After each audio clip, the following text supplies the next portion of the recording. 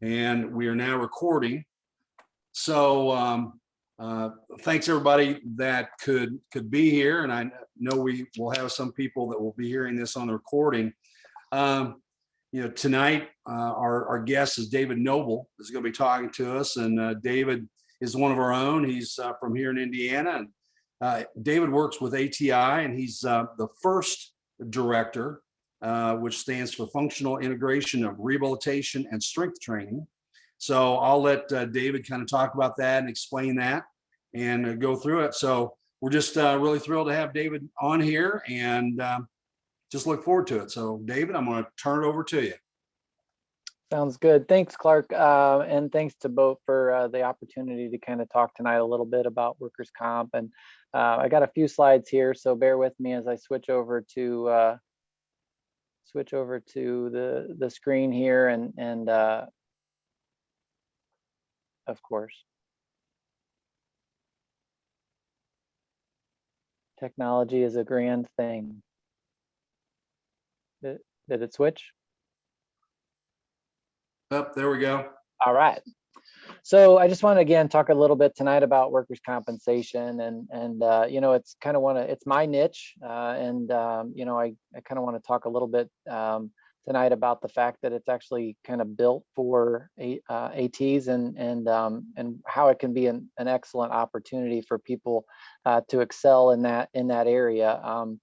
Both within the clinic, which is what I currently do, but also beyond the clinic. And I think there's several people that might be on the call that might be interested to hear about some of that as well. So, I've worked for ATI now for a number of years. I stopped counting after 10, but I do work conditioning and provide functional capacity assessments within that setting.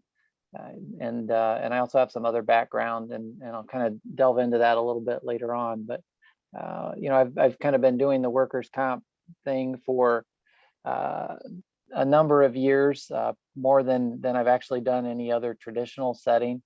So I want to spend a little bit of time talking about just workers' comp in general, but also talking about the work conditioning and the hardening. Talk about FCEs, or in the case of the type of FCE that I do, it's a functional capacity assessment as opposed to a functional capacity evaluation, and then talk a little bit about the outside the clinic type stuff that can be done in that same world of workers' comp. So one of the fun things, people that don't know anything about workers' comp, they always love to ask me about, well, workers' comp, don't all those people there's a bunch of fakers there and stuff like that, and I try to educate people on the fact that for the most part that's not really true. In the workers' comp world, there's kind of a continuum of patients, and a lot of the stuff I'll talk about tonight, if you are in the typical sports setting, you can kind of put your athletes on a lot of these. You can see it a similar type of thing within athletes as well. And so, legitimately, there's always an injury. It may start off as being something that keeps the worker out of work. It may lead to a surgery. But for the most part, they're not 100% faking. That would be one end of the spectrum. On the other end of the spectrum, you have the person who has a legit injury and they're doing 100% of what they're trying to do to get back to work. And, most people fall somewhere in the middle. Those two extremes don't really exist. And so what we're ultimately trying to do is to get those people, staying closer to the one end as opposed to sliding down towards the other end. And so, it's that motivation and keeping people moving and trying to get them better and get them back to work. So, that's the fun part of workers' comp, is that psychology aspect that we get in our sports psychology stuff that helps us to do well with those patients within the work comp to continuum. So, I really try to focus in work comp on the whole person. They're part of this work comp injury, and life doesn't stop just because they're in this claim. Sometimes the person's injury is the least of their concerns, as they're fighting with their spouse about being at home too much, not being able to pay the bills, possibly losing their house. There's a lot of really tough situations that are going on. And all of that matters as we're trying to help these people, get their life back in order, and the injury that's led to this, and that can be really rewarding. And my screen, there we go. So one of the aspects, ultimately within the rehab process, there's the physical therapy or the occupational therapy that gets that person moving, maybe post-surgical, to back towards the work, return to work status. But the part that is a good fit for the athletic trainer and what I do in my role is the work conditioning and the work hardening. And that's that step between physical therapy.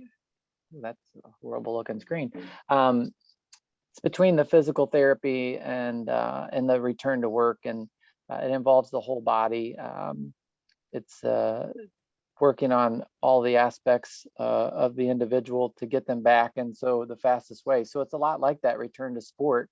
It's just return to work. And what I always tell people is that the injuries that are occurring, musculoskeletal for the most part, are very similar. The mechanism might be a little bit different, but the injury and the rehab is very similar. And what we're trying to get them back to is, just a little bit different. And so you get that fun aspect of the rehab process and trying to analyze, what's going on, what deficits are there, what dysfunction needs to be addressed, how are we going to address that, and then how can we quickly get them back to that in a timely manner. And then, of course, in the work realm, there's a few more people that are a little bit more malingering, don't want to necessarily get back quickly. You have to have fun trying to figure out how to coax those people back into safely being able to return to work. As it relates to FCEs, then that's a component of work comp where FCEs were established as a way to determine whether a person could or could not safely return to work. The difference between the evaluation and the assessment is somewhat semantics. The evaluation term has a tendency to want physical therapists to want to protect that scope. The assessment allows us a little bit more freedom as ATs to work within that realm and not get so much pushback. But the key method is the assessment tool that we use at ATI, and it's a validated assessment tool. And again, it's looking at all the things that people typically have to be able to do to return to work. And so we take them through that functional capacity assessment. They typically range between 4 to 6 hours. We're looking at them, as I tell the patients, I just finished one today. We're looking at you from head to toe. We're trying to see what you can and cannot safely do to return to work. And that is a very scripted assessment tool that provides us with the data that then allows physicians to make determinations on safe return to work, or if there needs to be restrictions. In the case of closing a case, it would involve then allowing them to provide for them permanent restrictions if they have any loss for the work comp claim. And then also, even for disability cases, we will oftentimes perform a functional capacity assessment to determine if disability is causal. So that's the FCEs it's a very complicated thing. I'm going to do my best to keep it to 15 minutes because I could talk for 2 days on FCEs or work conditioning for that matter. And I want to kind of make sure that I give some time for extra questions specifically to this. But so with the FCEs, what's out there with the FCE options, components of a good FCE are whoa, what just happened there? There we go. The methodology is a big component of that, the process that you get there, the validity, not only of the individual components, are they a good representation of a person's capabilities of that component, but are all the components valid in the sense that are they a good representation of what a person can do on a given day within, say, an 8-hour period or whatever the assessment tool utilizes. And then also within that is validity and the determination as to whether or not the person is performing at a level that is a good representation of their current capabilities. That's that's a necessity in functional capacity assessments related to work comp, because there are people who are trying to cheat some system. And so there are validity components within that. And then obviously one of the biggest things is expertise as it relates to that. So, unfortunately in the world of workers' comp, there's plenty of companies that want to, kind of get involved in functional capacity assessments. Not all assessments tools are the same. They're not as safe. They're not as reliable. But then the other thing is that if you have a therapist or a clinician that's they're kind of doing one-offs here and there, they just don't have that expertise where they have the time and the patience to be able to make sure that they're providing a good, solid instrument for what is ultimately a very keystone point in the process with these workers' comp claims. Outside the clinic, one of the things that we've kind of talked about in the past is the ability to go on site and work within the workers' comp realm in assisting with return to work, whether that be like a shared part-time or light duty situation. We've been able to go out and assist in those types of settings, or signing on contractually as part of their attempts to decrease their overall workers' comp premiums for their workers' comp insurance by providing preventative type things or on-site services. That kind of starts to go into that industrial realm that I've also spent a number of years in, and sometimes miss and then other times don't. And so there's a lot of opportunities, but it all ties together. So I'm constantly in my role, sitting in the clinic and working with patients, analyzing jobs in terms of their descriptions, looking through job descriptions and figuring out what it's going to take to safely get them back to work. So there's a lot of different things in the outside the clinic realm that we can do within the workers' comp world to assist with that return to work status, even though I'm not doing much of that currently. Again, I could talk for 17 hours about work comp. It's something that I've been doing for so long, and I presented at IAT a couple years back with Jordan Schoen on one of those outside of the normal situations. And for me, it was this area of workers' comp and industrial type stuff. And I hope that it's helpful for those that are hopefully on the call that are trying to find new avenues for the business models and things that they're trying to do. So that's kind of all I have. I'm going to open it up if there's any specific questions to what I kind of talked about. I know it was shorter, but there's so much there that I didn't want to get into deep on the weeds on some of that. Sure, David. Yeah, there you go. So thanks. That's a great overview, kind of where it's at. And like you said, FCEs or assessments, the whole work conditioning, work hardening, all that could be talked about for that. So, Ryan, Brandy, you guys have any particular questions or whatever? Sure. A couple things. Certainly, I think about things from the, doing the practice advancement stuff now, but I also was wondering, just, obviously you said yourself, it's a niche, niche that athletic trainers can excel in. What is there anything that you would tell athletic trainers that aren't doing that or aren't working in that setting, or things that we could take from what you're doing and apply to other settings? Does that make sense? As in terms of, especially in the athletic realm, we're always focused on, obviously, on sports and how to get people better, but sometimes in return to their sport, but sometimes we miss, you talked about, you guys are looking at the whole body, right? You're looking at the whole functional capacity and things. That what types of things would you tell either to just other athletic trainers, somebody like me who's now, working with other athletic trainers on this committee, and ways we can utilize the things that you do to better our practice across the board? Because again, you've got a very unique skill set that most athletic trainers, as we know, are working in schools and high schools, colleges, and things like that.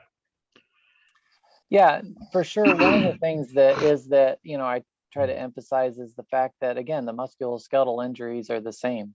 The mechanisms are different. All athletic trainers have the skill sets to be able to succeed in this setting. It's whether or not you have the willingness to work with the population. They don't think the same way as athletes. I mean, you got a population across the board. So, it's one of those things where I stumbled into it, honestly, in terms of, early in my career. It was an opportunity, and I realized that it allowed me to kind of take advantage of a lot of skills that I had. I enjoy educating people about their bodies and the type of things that they need to be able to do to get better. And along with the opportunity to kind of continue the rehab process and come alongside someone who's in a tough spot. Again, it's not the athletes. We rarely see those athletes that are trying to avoid the field.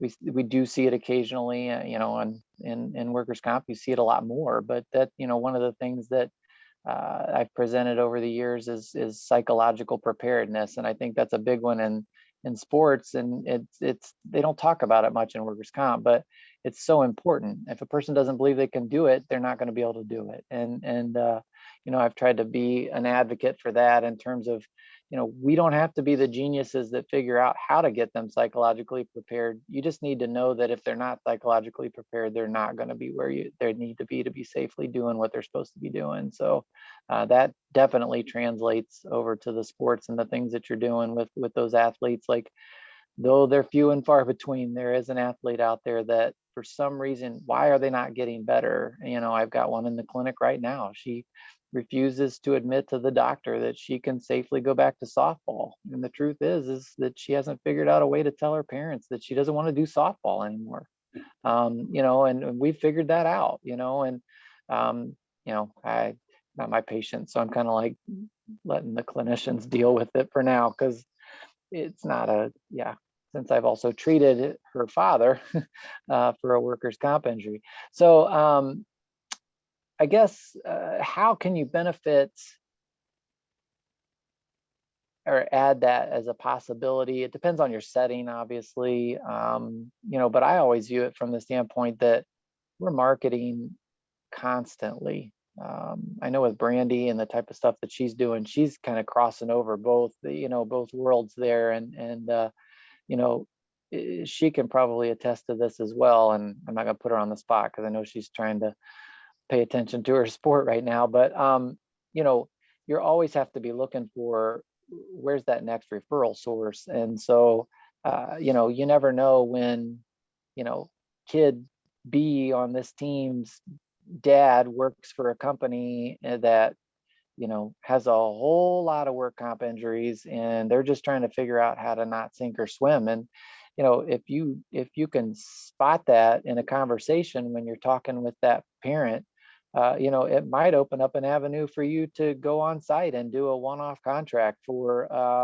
for some preventative stretching programs, or just even a safety, as a safety presentation. They're always looking for safety topics that aren't going to cause their employees to fall asleep in a meeting, in a safety meeting. And so nothing stops a person from falling asleep than making them get up and stretch. So it's that's the world that I worked in there for a while, where I was trying to convince big burly men that work in mills that they need to sit up straight and stretch before they do what they do in the foundry. But you just have to kind of see that there's always an opportunity to expand things, and I'm constantly doing that. I'm always looking at employers and seeing, is there a way for our AWS, which is our worksite solutions department, to really be able to get in at that in this new employer where we just recently saw a couple new injuries. But I'm also looking at, what's that new, is there possibly a sports medicine contract that's out there that we could potentially secure? And so I try not to, I guess the biggest point is I'm trying not this to be like, the traditional settings over here and what I do is over here. It's all this, it's very similar, and it's very similar skill sets, and also it's all tied together. You've got families that are in the same communities doing very similar or dealing with very similar issues. Yeah, I think. Yeah. Go Sorry. ahead. No, jump in there, Brandy. Yeah, I've got a second. Can you guys hear me okay? Yep. Yeah. Okay. Yeah. So, like David said, I'm standing in both settings of it, kind of literally right now. I was talking to a safety manager a couple hours ago while standing at a softball game. So the overlap is incredibly large. I would say the biggest thing that I have had to learn to navigate, that I'm not necessarily having to navigate in the sports arena, is the work related versus home related. And trying to navigate that, because rarely is it just one. Like in my clinical brain, it's not just one, but in the work comp brain, it is. It's got to be very defined as far as what's going to, be covered or approved. For instance, I've got a shoulder case that I'm suspecting that potentially rotator cuff tear. We've got to rule it out. She felt a pop at work, but I also know that for the past 6 weeks, she's been taking care of her husband that's like 3 times bigger than her. So it's like, when did it happen? Where did it happen? And how do we navigate that? So like, what's your advice on that, David? If you've got any comments to help me navigate those waters, because that's new for me.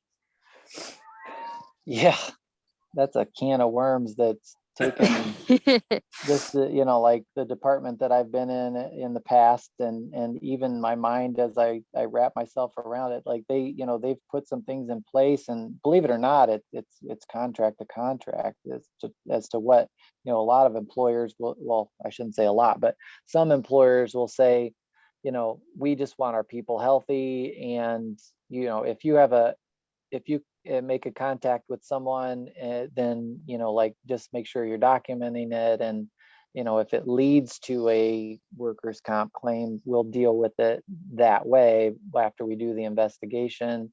But yeah, that's on the other end, they don't want you talking to anybody, any employee about anything that's not work related. And so then it becomes very tricky for you being in such a community where, you're wanting to also potentially provide services to those individuals outside, on a say fee, basis, to help them as well. And it starts to get tricky, because you could potentially put yourself in a situation where, you get an employer that's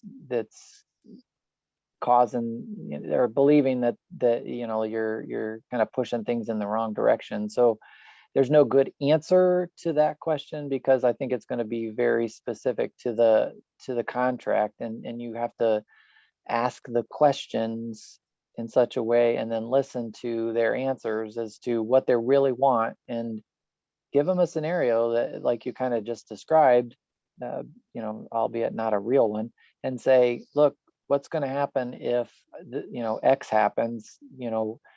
We want to keep the person healthy. We get it, you don't want it as a claim, but if they felt a pop at work, or their claim, like, do you really want to go down that road? And the investigation process. And man, I wish I could give you a really simple answer to that, but yeah, it's definitely delicate. But I'm lucky that my first industrial contract, they're a small operation, and they're they're very community based. There's that community flavor, so they're okay running it through workman's comp, and this is probably the first claim that they've had in maybe 6 months, so it's not a huge deal. But it just got me thinking, like, moving forward, it is very delicate because of the 3 different aspects of my business that I'm doing. So yeah. Anyway. Yeah, and I guess I would chime in, Brandy, with that is that, I mean, you kind of have to believe what the employee's saying, and are there any witnesses? So David talked about the investigation process. Fortunately, we're just kind of some of the agents to add information to that. At the end of the day, it's probably going to be a physician that's going to make that call, as they're doing that. And,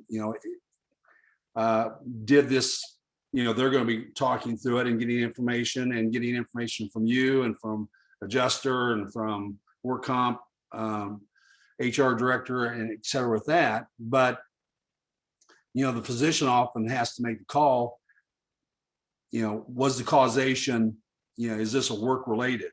And, it's complicated for everybody, frankly, but we're not the ones always have to be that will make the definitive call. It often will fall to the MD to make that call. But I again, do have, sorry, it was a lag there, but I do have a question that maybe it's a silly one and I should know the answer to it. But do you ever see, David, do you ever see athletic trainers helping with the prior authorization of a work comp scenario? Like I had our safety manager ask me that question today about, like, we've got to get an MRI, and she asked if I was willing to help with information on that. Like, is that something you see athletic trainers being involved in, or is that more of a physician office thing to do? Is she asking, is the safety person or whoever it is that you're talking to, is she asking you to assist in the case management of this workers' comp claim? Is that what you're saying? That's how I took it. Like, I don't know if they've got anyone. I'm still trying to figure out exactly how things operate there. They just switched to a new company. So I think she's trying to figure out the best procedures moving forward now that they have me, because it's, new company, new work comp company, new commercial insurance company, new me. So, this is our first case of the year. We're trying to kind of figure out what's the best for us, everybody. Yeah, I wouldn't. I mean, I know you're definitely in the fledgling stages of your business, and you want to do as much as you possibly can, show your worth and all those things. But like, your contract doesn't probably state that one of your responsibilities is to be the case manager for workers' comp claims. And so, someone in that company's that's their job, like, and until they say otherwise and put it in your contract. So yeah, could you definitely help and be a component that you provide in a la carte type of contract? For sure. Like, I will manage actively manage your workers' comp claims. I will assist in scheduling doctor's visits. And I don't know if you want to go there. That just makes Well, I am. that So I doesn't make- do that. I do manage the referrals. I set them up. I call the doctor sends me, just like I would with sports med. I'm doing all of that. But I don't do anything with insurance when it comes to the kids. So that's another, I guess that would be another difference between the two different settings I'm in. Yeah, you're gonna get when you start doing that, then you're having to get permission from the adjuster to even like have that paid for. It doesn't matter what you do. I mean, in the state of Indiana, the person who is that case manager from the employer is technically the gatekeeper for everything, if that's what the company decides. So if the company decides that they want the safety person or the HR person or you to be the gatekeeper, then technically you control all that. You can say exactly where that person goes for their MRI. You can say exactly where they go for their physical therapy. You can decide what doctor they go to for whatever treatment. Like, they technically can decide all of that. Now, more often than not, what happens is these companies kind of hand that off to the insurance company, because they're they're in it more often. And so then they kind of say, oh, like Sedgwick will decide that, we prefer to call, these doctors and use these, and we're going to use these facilities because they're going to find the cheaper things and because they have access to all of that. And on the insurance side, that's a lot to learn in the type of role that you're in. Yeah. And I think that's something that's appealing to the company, because they have not, in prior work comp situations or insurance companies they've been with, they've not liked the providers they've been forced to see. So And I say force because they didn't send their employees anywhere else. So I think that's why maybe she started that conversation. She also knows I've got experience with third party billing in a commercial insurance realm, in a private clinic. So she is aware of that just because it's a small town and she knows me.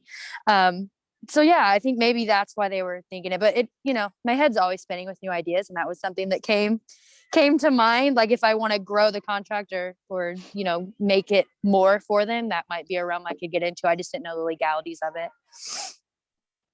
Again, you don't have to be specifically trained in any insurance, licensure or anything like that to be able to manage that. It's going to start getting tricky if they're asking you to do safety stuff, because there's some OSHA stuff that says that you have to be help me out, Clark. Well, I know Brandy actually has taken the OSHA. 30-hour car. I've got the 30-hour cert. Oh yeah, that helps for sure. But yeah, I mean, well, I don't think that way because I don't want to be a part of that situation. So I don't think that way. But kudos to you for thinking that way, because I think ultimately, that's probably what's best for a company, is the fact that you don't have an HR person that's responsible for deciding where they're going to go for this or that. It's like someone that's medically trained. That makes the most sense because who the good doctors are, where you should send somebody for lab work or diagnostic testing. So that's actually an excellent idea. It streamlines communication, just like it does in the sports med world. If I'm communicating directly with the ortho that does the surgery on my softball pitcher, communication's just heightened and the care that I can provide on site improves. Well, yeah, and David, well said in what you covered in Indiana as far as case manager and you use the term gatekeeper, and that's a great term to be able to cover. And you're absolutely correct. In Indiana, you don't have to be a certified case manager, et cetera, to do that. If the company wants you to do that, then you can work it through. It's an employer-driven state from a work comp standpoint. But if you've got the insurance company, Sedgwick or whoever it may be, usually the case managers are having to check with the adjusters as far as approval to do that. So the case manager can kind of direct care, but still the case manager is going to check with the insurance adjuster. Hey, are you going to approve this, or is this approved to move forward and pay for? So right. There's still communication within that. And I think from Brandy's standpoint, and Brandy and I work together on some of this development, is can we as athletic trainers do it? Absolutely. I mean, Ryan did that at Butler. I'm sure he does it, in his Greenfield job. We are case managers. I mean, we're managing the case of our athletes when they get injured. We are case managers quite often in what we're doing. And if it doesn't fall within us putting hands on somebody, hey, you need to go here. You recommend that you see this physician, or you at least need to get in to see a physician and work that through. Or, hey, you need to see this specialist and et cetera. And so we're always moving through that. But the main thing from a business perspective, which, these talks are all about, that is we need to make sure, as Brandy's building her business, that if she's doing that, she's getting compensated for that and not being taken advantage of. Right. The company. Right. Go, oh, well, great, we got somebody that'll do this, pile it on. And how many times do we as athletic trainers get that?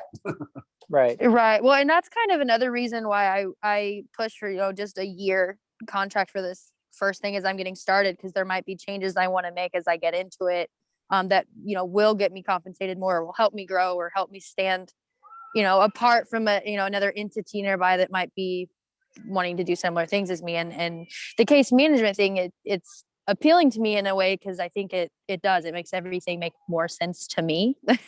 But yeah, so maybe that's something we discuss next, Clark, with me and you. Right. Put it on the agenda.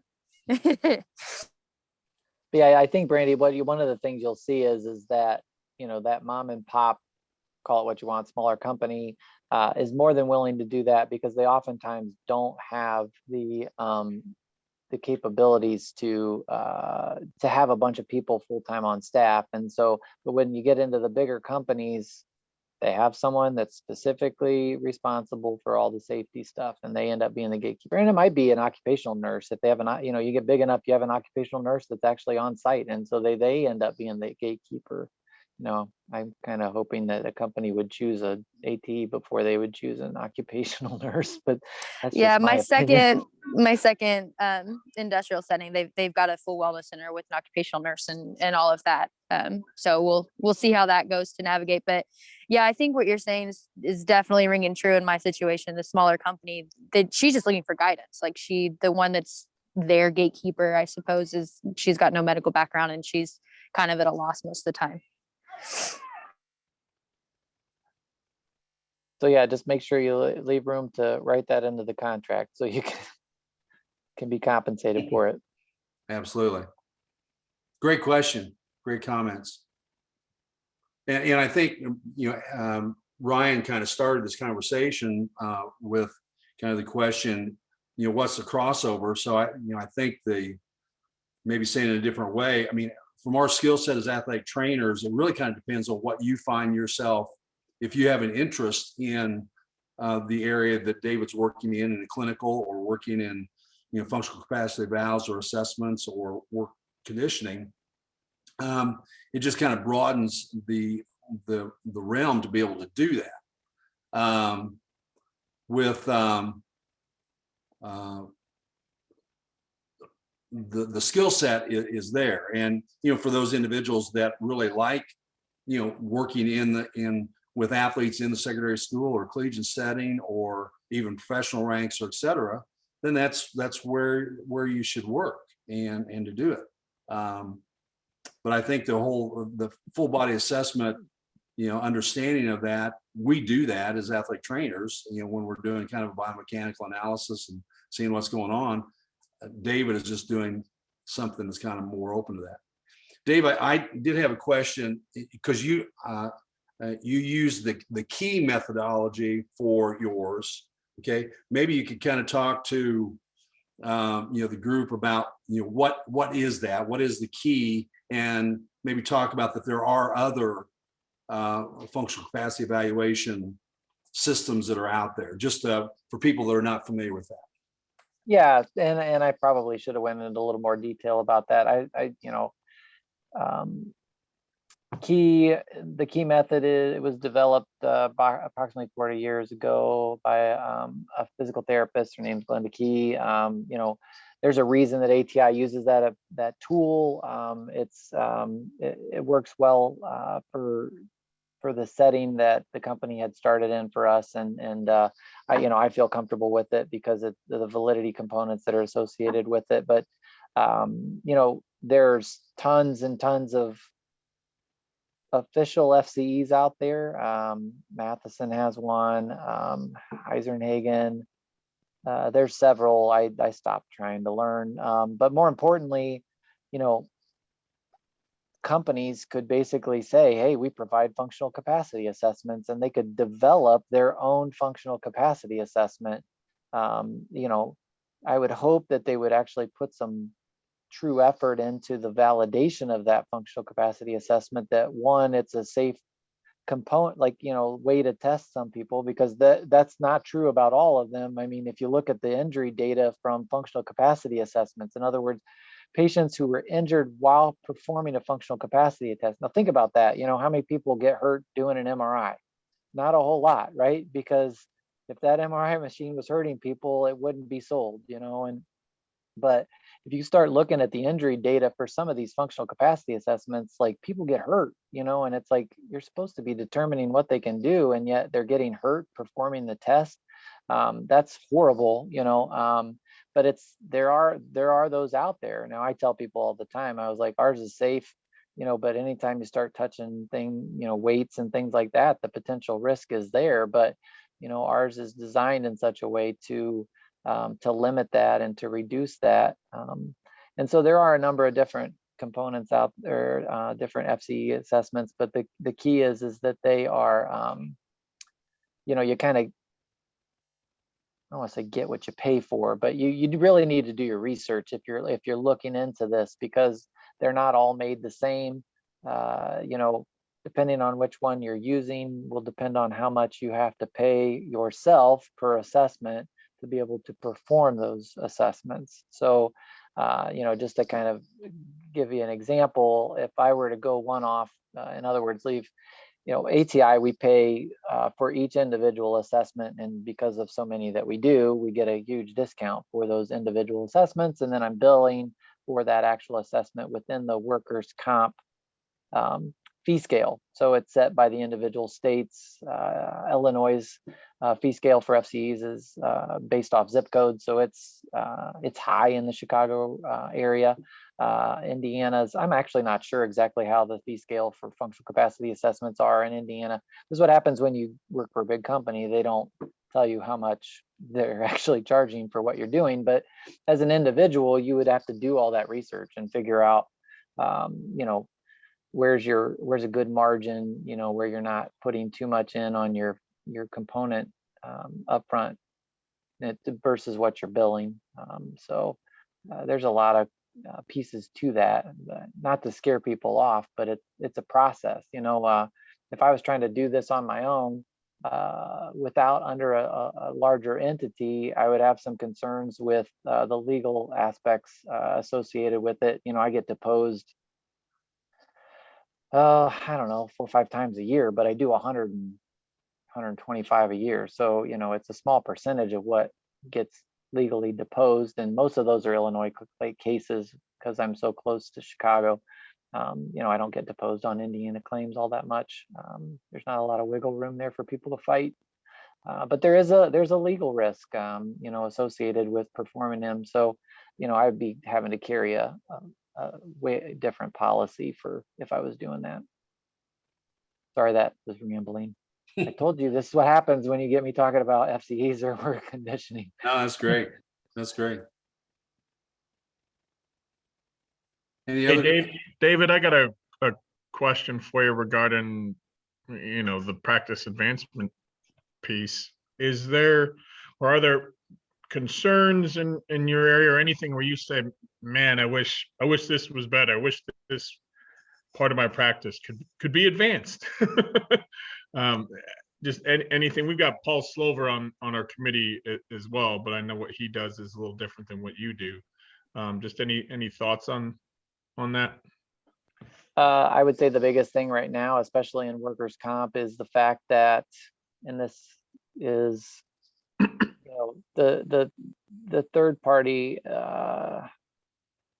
we still get a lot of pressure from the insurance companies that we're not qualified to perform functional capacity assessments or to provide work conditioning for these people. And again, that's the whole push from other professions and through the insurance to say that this isn't okay. You can't, like we want a PT or an OT to do these assessments. And unfortunately, that's a fight that as a company we continue to lose.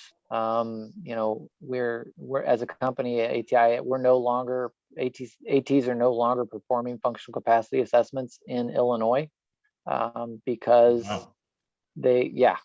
because they decided that it has to be a PT, and there's really no grounds for that other than good lobbying.